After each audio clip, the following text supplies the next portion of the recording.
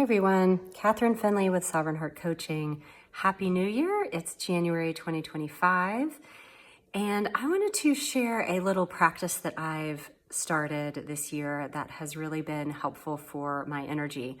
And the idea for this practice came from Ann Tucker. She's someone I follow on YouTube who's a trance channel and channels from the angelic realm. And in a recent channeling, the angel said through Ann that this year, which is a year of big change, a lot of prophecies talk about this time in humanity. Astrology talks about this time as a big shift in consciousness. And so old systems are going to have to collapse as the new, more beautiful systems are built. And the name of the game, according to the angels, is surrender. Because my interpretation was when we set aside our ego and surrender to what is, then the spirit or mind of our soul can step forward and lead the way. And then we're really living in alignment with our divinity, with our purpose. And the ego creates a lot of resistance, right? Like it likes to prevent things from happening or have things happen in the way that we want, and has a really hard time accepting the truth of things, accepting the reality of things, especially when they were things that we wished hadn't happened, or we wish weren't happening. And so acceptance doesn't mean liking it. It really just means accepting it as the reality.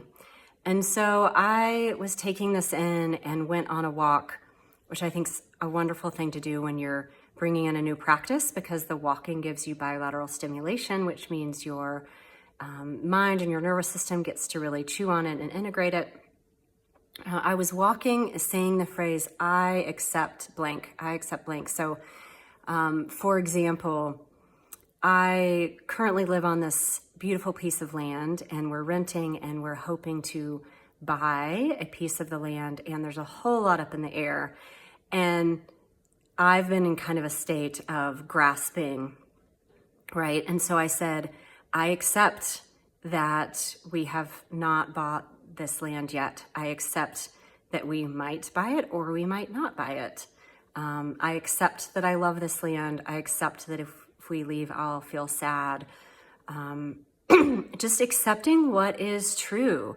And it was really interesting to watch how my system stopped that grasping, which is, my ego trying to force a reality that just isn't here in the current moment, right? It doesn't mean I can't still have the desire. I can say, I accept that I have the desire, right? And I continued that way for my whole walk. So you could use this with anything that your ego's happy with, unhappy with. I accept that I made this amount of money last year.